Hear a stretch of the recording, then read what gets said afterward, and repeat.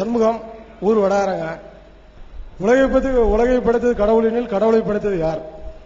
அதாவது உலகை படைத்தது கடவுள் என்று சொல்றீங்க, கடவுளை படைத்தது யார் தான் அவருடைய கேள்வி. முதல்ல எந்த ஒரு கேள்விக்குமே ஒரு முடிவு வந்து நிக்கணும்.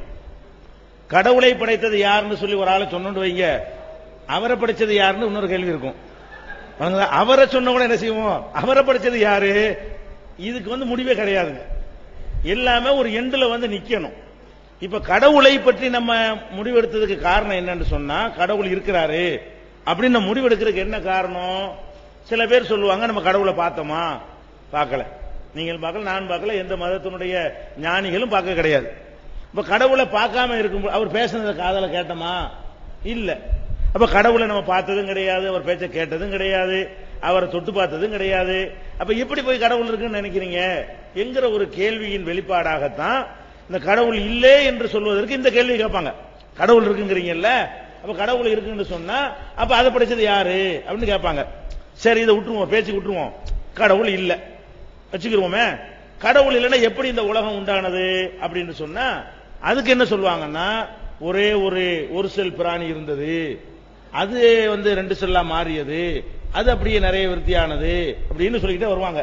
அப்ப கடவுள் இல்லைன்ற கருத்து பிரகாரமும் அந்த ஒரு செல் பிராணி ஒண்ணே இருந்துச்சு, அது எப்படி இருந்துச்சு? கடவுள் இருக்குங்கும் போது கேட்கிற அதே கேள்விய கடவுள் இல்லைங்கிறவங்க ஒரு துவக்கம் சொல்லணும்ல. கடவுள் இல்லைங்கிறவங்களும் உலகத்துக்கு ஒரு துவக்கத்தை சொல்லுவாங்க. தண்ணியில இருந்து உலகம் வச்சு, தண்ணி யார் படைச்சா சொல்லுங்க முதல்ல. தண்ணி எப்படி வந்துச்சுன்னு வருமா இல்லையா? எதையாவது ஃபர்ஸ்டா சொல்லுவாங்களா இல்லையா? கடவுள் இல்லைங்கிறவங்கள என்ன செய்வாங்கன்னு கேட்டா, மனுஷன் குரங்குல இருந்து வந்தா, சரிப்பா குரங்கு எதுல இருந்து வந்துச்சு, குரங்கு பள்ளியில இருந்து வந்துச்சு, சரி பள்ளி எதுல இருந்து வந்துச்சு, அது இப்படி சொல்லிக்கிட்டே போய் கடைசியில எதையாவது ஒண்ணு ஸ்டார்டிங்ல சொல்லுவாங்கல்ல, அதுக்கு மேல அவங்க போக இயலாது. அப்ப நம்ம திருப்பி கேட்போம், இதை படைச்சது யார், இது எப்படி வந்துச்சு, இது எதுல இருந்து, இதுதான் ஃபர்ஸ்ட்ங்கிறான். ஏதாவது ஒன்று ஃபர்ஸ்ட் சொல்லணும்ல. எதை இவர்கள் ஃபர்ஸ்ட் என்று சொல்லி விடுகிறார்களோ அந்த ஃபர்ஸ்ட்ல நம்ம கேள்வி கேட்போம், இதுக்கு முந்தினது எது, இது எதிலிருந்து வந்தது? மனுஷன் குரங்குல இருந்து வந்தா ஆன்சர் பண்ணீங்கல்லப்பா, இந்த அணுவை அது சொல்லி பார்ப்போம். இப்ப கடவுள் இருக்குங்கிறவன் எந்த கேள்விக்கு பதில் சொல்ல முடியாம நிக்கிறானோ, கடவுள் இல்லைங்கிறவனும் அதே மாதிரி கேள்விக்கு பதில் சொல்ல முடியாம நிக்கிறான். அதனால இது வந்து கடவுள் இல்லை என்ற ஒரு வாதத்திற்கு உரிய பதிலாக ஆகாது.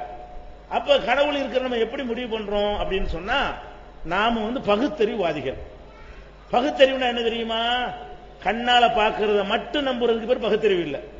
கண்ணால நாய் பண்ணிலாம் தான் பாக்குது, பார்த்து அதை கண்டுபிடிக்குது. இவன் தான் நம்முடைய எஜமான், கண்டுபிடிக்குதா இல்லையா? இதான் நம்முடைய வீடுன்னு கரெக்டா நாய் வந்துருதா இல்லையா? இதான் நம்ம சாப்பிடறதுக்குரிய பொருள், இது நம்ம சாப்பிடுற பொருள் இல்லைன்னு சொல்லி ஆடு மாடு கழுத குதிரை எல்லாம் கண்டுபிடிக்குதா இல்லையா? அப்ப பார்த்து நம்புதல் என்பது எல்லா ஜீவனுக்கும் இருக்கிறது. பார்த்ததை தான் நம்புனா அதுக்கு ஒரு மனுஷனா இருக்கு தேவை, மிருகமா இருந்துட்டு போயிடலாம். பார்த்ததுக்கு மேல நம்புறமே, மூளை இருக்கிறத சிந்திக்கிறோமே, அந்த சிந்தித்து நம்புற ஒரு தன்மையினாலதான் நம்ம வந்து மிருகங்களை விட சிறந்து விளங்குகிறோம். அப்ப நம்ம என்ன முடிவுக்கு வரக்கூடாது, நான் பார்த்தா தான் நம்புவேன். இந்த மைக் இருக்குது, மைக்க பாக்குறீங்க, மைக்க படைச்சவனை பாத்தீங்களா? இல்ல. ஆனா இது கண்டிப்பா ஒருத்தன் செஞ்சிருப்பான்னு நம்புறீங்க.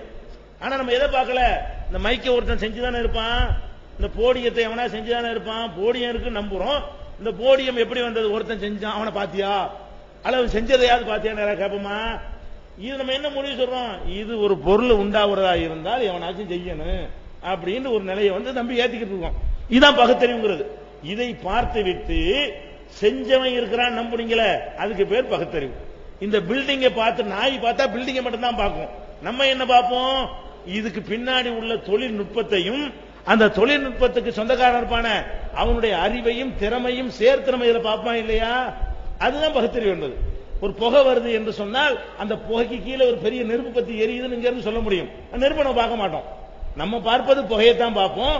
தூரத்துல பயங்கரமான புகை வந்தா நம்ம என்ன செய்வோம், புகைன்னு கத்த மாட்டோம், நெருப்புன்னு கத்துவோம். எங்கடா நெருப்பு பாத்தியா, அட புகை இருந்தா கீழே நெருப்பு தானப்பா இருக்கு, நெருப்பு இல்லாமையா புகைன்னு கேட்பமா இல்லையா?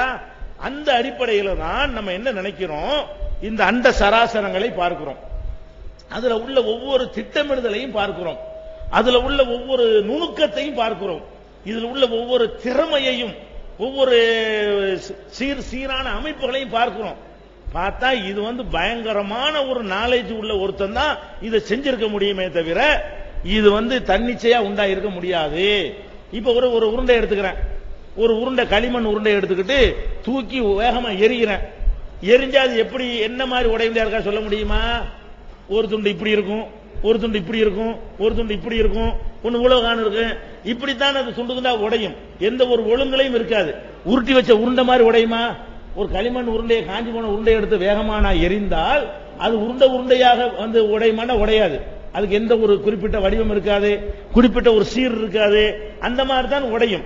இது கண்ணா பின்னாண்டு உருவாகும் போது இப்படி இருக்கும். இந்த உலகத்தை நீங்க எடுத்து பாத்தீங்கன்னு சொன்னா கண்ணா பின்னாண்டு செதறி போன மாதிரி அதுவா உண்டாக்கிட்ட மாதிரி இருக்குதா? ஒரு பயங்கரமான ஒரு அறிவாளி இருந்து உருவாக்கினால் எப்படி இருக்குமோ அந்த நுணுக்கங்கள் அதில் வெளிப்படுகிறதா? வெளிப்படுகிறது. எப்படி வெளிப்படுகிறது? இப்ப நம்ம இன்னைக்கு வந்து எத்தனை மணிக்கு சூரியன் கடையநல்லூர்ல மறையும்? இன்றைய தேதியில கடையநல்லூர்ல சூரியன் மறைவு எத்தனைக்குன்னு இப்ப சொல்ல முடியும். இன்றைக்கு மட்டும் உங்களுக்கு சொல்ல முடியாது. இப்ப நம்ம இருக்கிற 2009, 3009 இதே தேதியில சூரியன் எத்தனை மணிக்கு கடையநல்லூர்ல மறையும் இன்னைக்கு எனக்கு சொல்ல முடியும். 2009 இருக்கக்கூடிய நம்ம இன்னொரு 1000 வருஷம் கழிச்சு இதே நாளில் சூரியன் எத்தனை மணிக்கு மறையும், இந்த ஊரில் எத்தனை மணிக்கு மறையும், மதுரையில் எத்தனை மணிக்கு மறையும், சென்னையில் எத்தனை மணிக்கு மறையும் சொல்ல முடியுமா? முடியாதா? இன்றைக்கு சொல்ல முடியும். ஏன் சொல்ல முடியுது? ஒழுங்கா இருந்தா தான் சொல்ல முடியும். கண்ணா பின்னாண்டு அது இயங்கிக் கொண்டிருந்தால் உங்களுக்கு கணித்து சொல்ல முடியாது. எதற்கு நமக்கு சொல்ல முடியுது என்று சொன்னால் சூரியனுடைய சுழற்சிக்கு ஒரு அளவு இருக்கிறது, அதை சுத்தி வரக்கூடிய பூமியுடைய சுழற்சிக்கு ஒரு அளவு இருக்கிறது, பூமி தன்னைத்தானே சுத்தி கொள்ளுகிறது அதுக்கு ஒரு அளவு இருக்கிறது, பூமியை சுத்தி கொண்டு வரக்கூடிய சந்திரன் இருக்கிறது அதுக்கு ஒரு அளவு இருக்கிறது, சூரியன் வேகமாக இந்த பூமியையும் சந்திரனையும் கோள்களையும் இழுத்து கொண்டு ஓடுகிறது அந்த ஓட்டத்திற்கு ஒரு அளவு இருக்கிறது. அதனாலதான் என்ன பண்றான், இன்னைக்கு சூரிய கிரகணம் ஏற்படுதுங்கிறான், இன்னைக்கு சந்திர கிரகணம் ஏற்படுதுங்கிறான், இத்தனை மணிக்கு ஏற்படுதுன்னு சொல்றான்.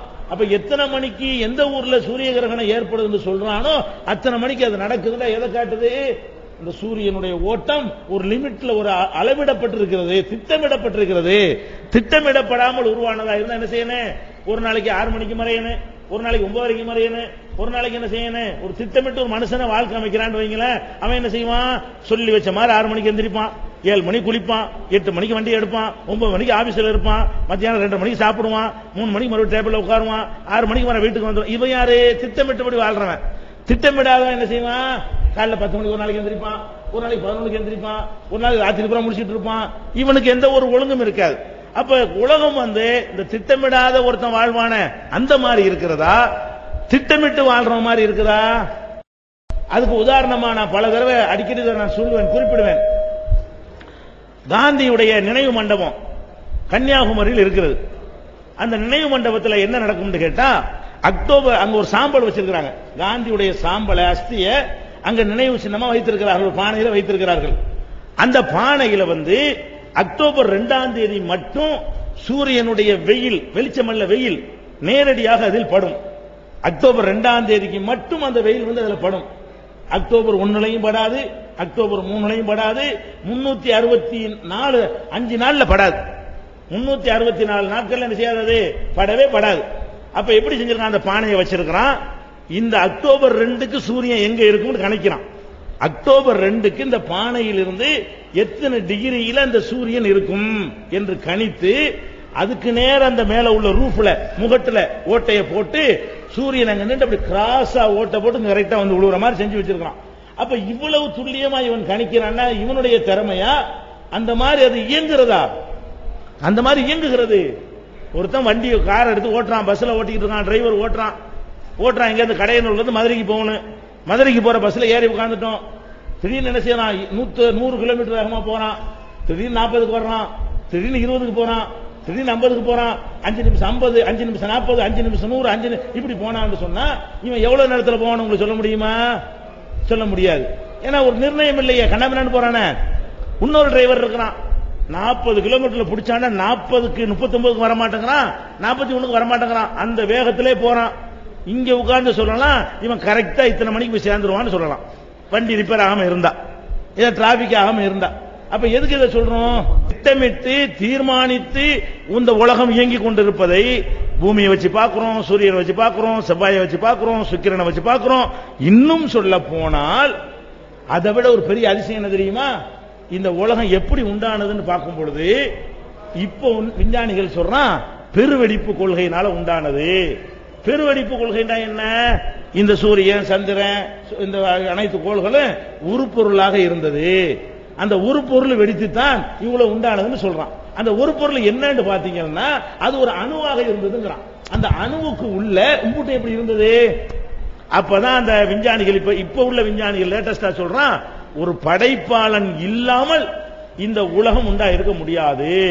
குர்ஆன் கூறும் அறிவியல் உண்மைகள்ங்கிற ஒரு நூலில இது பற்றி தெல்ல தெளிவாக தகுந்த ஆதாரங்களோட விஞ்ஞான கண்டுபிடிப்புகளோட இன்றைய விஞ்ஞானிகளுடைய முடிவே கடவுள் இருக்கிறான் என்பதுதான். அந்த காலத்து விஞ்ஞானிகள் தான் கடவுள் இல்லைன்னா கடவுளை நம்பினா தான் இந்த விஞ்ஞானமே சரியா வருங்கிற அளவுக்கு அந்த நூல் எழுதப்பட்டிருக்கிறது. நம்முடைய சகோதரர் ஒருத்தர் எழுதின நூல் இருக்கு. அந்த நூல் அந்த சகோதரருக்கு அன்பளிப்பாக தரப்படும். குர்ஆன் கூறும் அறிவியல் உண்மை. அதை பார்த்து நீங்க கூடுதல் வரும் தெரிஞ்சுக்கிறீங்க. ஆனா இந்த கேள்வி எல்லாத்தையும் வரும். அடுத்த கேள்வி.